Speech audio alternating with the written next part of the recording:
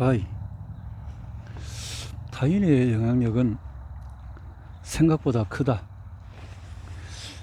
당신은 아는 사람과 모르는 사람 중에 누구를 더 신뢰하겠나? 광고 문구에서 어떤 사람이 신뢰가겠나? 추천은 큰 효력을 발휘한다. 그래서 아는 사람이 어떤 사람을 추천했다면 신뢰를 하기가 쉽겠네요. 자, 추천. 아는 사람. 가치관과 신념이 같은 사람을 더욱 신뢰하는 경향이 있다. 뇌에서 신뢰감을 담당하는 부위는 변연계다. 이는 화해를 느끼는 부위와 정확히 같은 곳이다. 신뢰감은 객관적인 자료나 의심을 뛰어넘을 만큼 강력하다. 우리는 좋거나 나쁜 점을 나보다도 다른 사람들이 잘 알 것이라고 생각하는 경향이 있다. 수많은 조종 전략이 효과적인 이유도 바로 이 때문이다. 우리는 치과 의사 5명 중에서 4명이 순한 껌이라고 한다면 의사들이 자기보다 많은 것을 알고 있다고 생각해서 이를 신뢰한다. 우리는 유명인이 나오는 광고를 신뢰한다. 여러분은 이미 진짜 정답을 올렸다. 유명인이 제품을 홍보하는 이유는 보상이 이루어졌기 때문이다. 자, 그래서 유명인을 통해서 두려움 때문에 유명인의 윙크와 미소로 다른 차가 아닌 이 차를, 다른 리스트가 아닌 이 리스트를 사라고 부추기는지도 모른다. 광고에 유명인을 등장시키는 이유는 바로 다음과 같은 가정 때문이다. 회사는 잘 알려진 얼굴이나 이름을 사용하면 고객에게 더 신뢰를 줄 것이라고 가정한다. 이 가정의 결점은 유명인이 사람들의 행동에 영향을 미치더라도 그저 또래의 압박 수준에 그친다는 사실이다.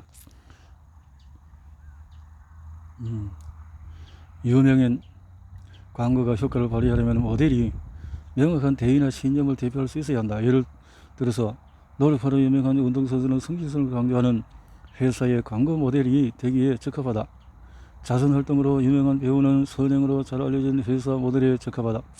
이런 경우에 회사와 유명인이 같은 대의를 실현하고자 함께 노력한다는 사실이 분명히 드러난다. 한때 그래요.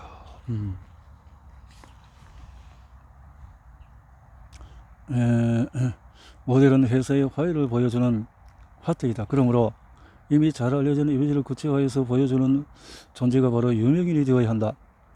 화해를 명확하게 해두지 않으면 광고로 얻을 수 있는 이익은 그저 널리 알려지는 수준에 그친다. 화해. 신뢰하는 사람의 추천은 객관적인 자료나 고예산 마케팅보다도 강력하다. 젊은 아기 아빠가 있다고 가정해보자. 그런가 태어난 자녀에게 좋은 일이라면 무엇이든지 하고 싶었다.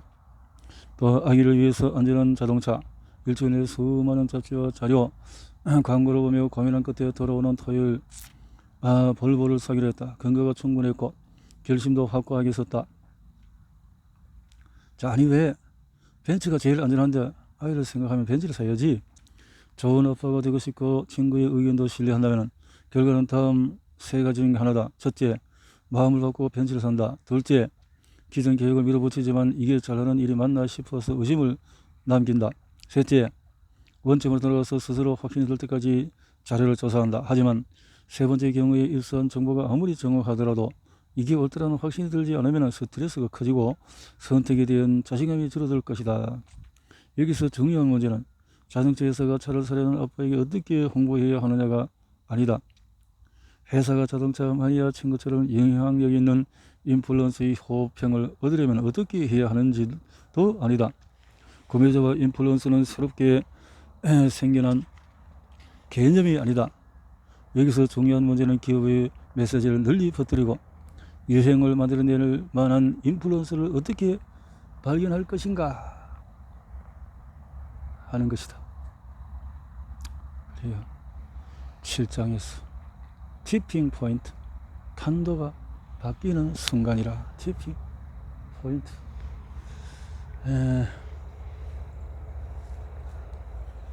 판도가 바뀌는 순간, 티핑 포인트. TV를 즐기는 방식을 완전히 바꿔줄 신제품을 개발한 회사가 있다면 당신은 어떻게 생각하겠나? 아마 그 제품을 구매하거나 회사에 투자하고 싶다고 생각할 것이다. 구매가 당길 만한 정보가 더 있다. 그 회사 제품 품질은 정말 뛰어나다. 시장에서 더 좋은 제품을 찾아보기 어려울 정도다. 바로 디지털 비디오 레코더 업체 티보 이야기다. 당시 상황은 회사의 유력이 돌아가는 듯 했으나 티보는 결국 상업적인 면과 재무적인 면에서 모두 실패를 면치 못했다. 성공 조건이 출문했던 티보의 몰락은 기존 상식을 뒤엎는 일이었다. 하지만 티보가 Y보다도 워트를 중요시했다는 사실을 그랬어요. 생각을 사고해서 생각 몰락의 거처를 겪는 쉽게 이해할 수 있다. 게다가 이 기업은 혁신 확산 법칙도 무시했다. 2000년 말콤 그래드웰은 사회와 기업에서 급변 지점이 어떻게 만들어지는지 설명하면서 티핑 포인트라는 개념을 소개했다. 그래드웰은 저서 티핑 포인트에서 티핑 포인트로 만들어낸 꼭 필요한 집단을 커넥터와 인플루언서라고 지칭을 했다. 그래드웰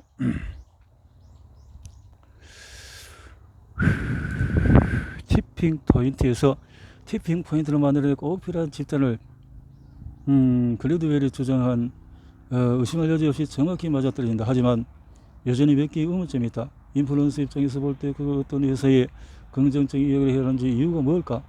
마케팅은 항상 인플루언서와 좋은 결과를 만들기 위해서 노력하지만 사실 어떻게 해야 하는지 아는 사람이 거의 없다. 1962년 버릿 로저스는 자신의 책의 혁신의 확산에서 최초로 혁신이 확산되는 과정을 설명했다. 30년 뒤쯤에 패전 마케팅의 저자 제프리 무어는 로저스 이론을 확장해서 첨단 기술 제품 마케팅에 적용했다. 저자는 혁신 확산 법칙이 혁신이나 기술 영역뿐 아니라 아이디어 확산 과정에도 유효하다고 설명을 했다.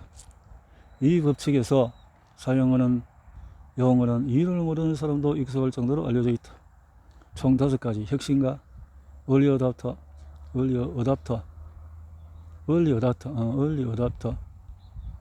조기 다수자, 얼리 메이저리티, 후기 다수자, 레이트 메저리티, 지체자, 라가울드 지체자, 이렇게 되어진다는 거죠.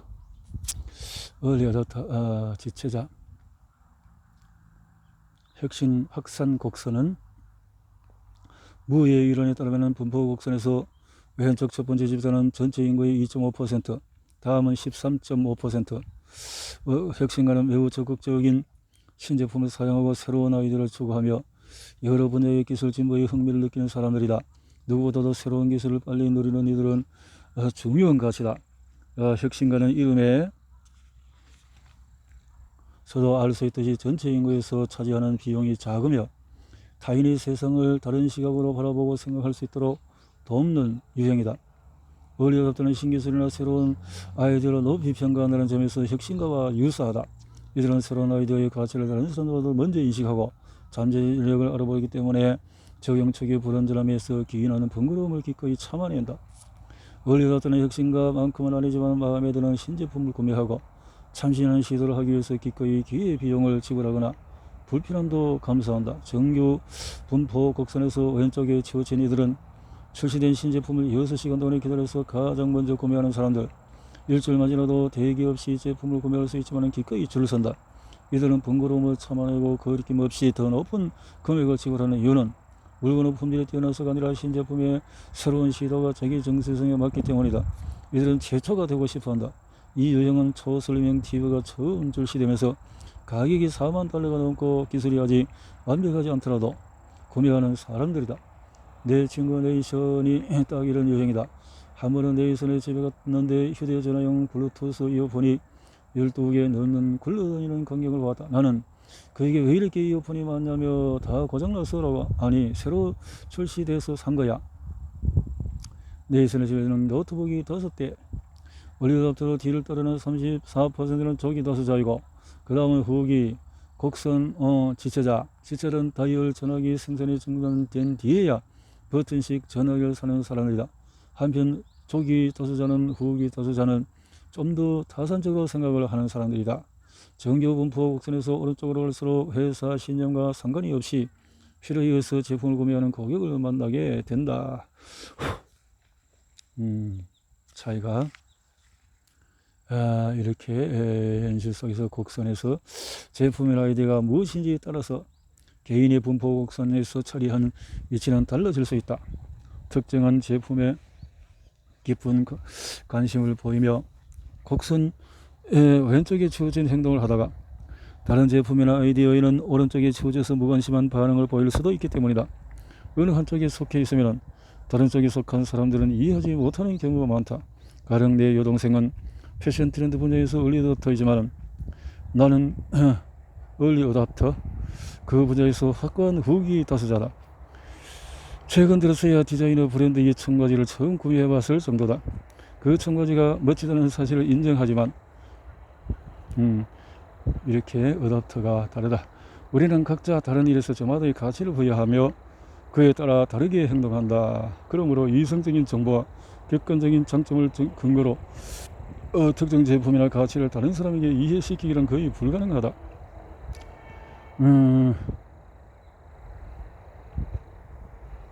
제품과 서비스를 판매하거나 아이디어를 알리고자 하는 조직은 대부분 시장에서 성공하거나 인정받고 싶어 한다.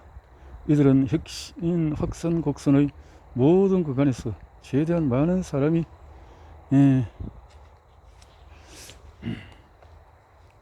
반응하기를 원한다.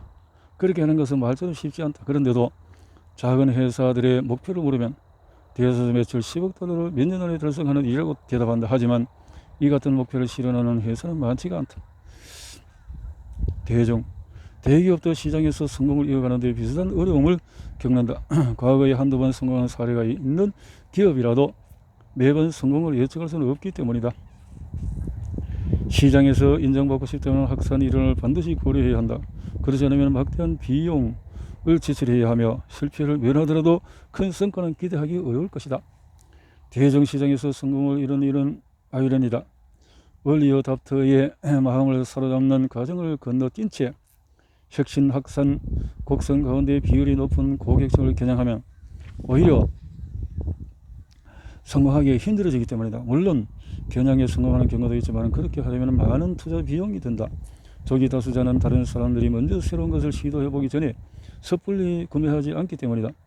사실상 인구 전체에서 다수인 이들에게 제품이나 서비스를 미리 경험해본 사람들의 추천이 필요하다. 조기 다수자는 누군가 먼저 시도했다는 사실을 확인해야 한다. 이유는 대개 신뢰할 수 있는 사람의 추천에 없이는 먼저 나서지 않는다. 혁신 확산 이론에 따르면 전체 시장의 15에서 18% 사이에 있는 그래프 곡선 앞쪽 고객의 마음을 사로잡아야 대중시장에서 성공을 거둘 수 있다. 그 뒤에 있는 조기 다수자는 다른 사람이 도전하지 않는 일을 앞서 시도하지 않기 때문이다. 기업은 이들을 인위적으로 설득하기 위해서 가격을 인하하거나 부가 서비스를 제공한다. 타선적인 사고방식을 지닌 소비자가 제품을 구매해도 되겠다고 판단할 수 있도록 감수해야 할 위험을 줄여주는 것이다. 이것이 바로 조정이다. 그러나 조정으로는 충성 고객을 만들지는 못한다. 사업 성장 속도나 아이디어 확산 속도가 급격히 빨라지며 판도가 바뀌는 지점을 티핑 포인트라고 한다. 이때 제품이 시장의 인정을 받기 시작한다. 그리고 하나의 아이디어가 소비자의 움직임으로 확산된다. 사업 목적을 정할 때도 제품을 원하는 모든 사람보다도 회사의 신념에 동감하면 행동할 사람, 혁신 확산 곡선 위쪽에 있는 사람에게 주목해야 된다. 이들은 회사가 하는 일을 가치를 다른 사람들보다 크게 인식하며 대의 실현에 동참하고자 번거로움이나 기회 비용도 기꺼이 감수를 한다. 자기 삶을 화해를 뒷받침하는 화두로 여긴다. 또한 회사의 화두를 자신의 목적의식, 대의, 신념을 드러내는 요소로 바라본다. 가치관이 있는 사람. 그래서 혁신 확산 곡선 위쪽에 있는 사람을 많이 확보해두면 이들은 나머지 곡선 오른쪽 사람들을 자연스레 이끌어 줄 것이다. 나는 기업의 신사업 구매 전환율이 얼마나 되는지를 묻곤 한다. 그러면 많은 담당자가 자랑스러운 표정으로 답한다. 10%입니다. 하지만 10%는 골든서클의 원리를 지키지 않아도 얻을 수 있는 평균 수치다. 스파게티 가득을 벽에 던져도 10%는 달라붙는다. 사업을 키우려면 타깃 고객을 물색하는 일이 가장 중요한데 핵심 확산 곡선 중앙에 있는 사람들을 타깃으로 삼으면 구매를 유도하는 데 비용이 많이 든다. 티핑 포인트 10%는 티핑 포인트를 만들기 내기에 부족한 수치다. 보통 기존 구매자의 10%가량은 저절로 충성 고객이 된다고 한다. 그들이 충성 고객이 되는 이유는 누군가를 좋아하는 이유를 논리적으로 설명하지 못하는 상황과 비슷하다. 회사는 고객의 충성심을 설명하려고 노력해보지만 고객이 우리의 메시지를 이해했다 정도로밖에 답하지 못한다. 회사는 더 많은 사람에게 이야기를 전하기 위해서 어떻게 해야 할까? 이 간과는 why로 좁힐 수 있다. why. early adopter에게 집중하면 결국 대다수가 따라온다. 그러기 위해서는 반드시 why로 시작해야 한다. 인플루언서에게 초점을 맞추는 일만으로는 부족하다. 기업은 어떤 인플루언서에게 집중할지 고민해야 한다. 진정으로 목적의식을 공유할 줄 아는 핵심 확산 곡선 왼쪽의 사람들은 대가를 전부로 여기지 않는다. 그들은 일이 좋으면 자발적으로 움직인다. 보상을 가장 중심에 놓고 거래하는 행동은 조정이다. 기업은 보상을 줌으로써 인플루언서와 그를 따르는 집단이 진정성 없는 일을 하게 만든다. 자,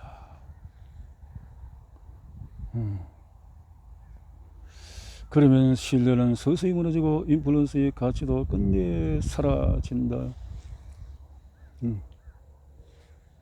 망하겠네.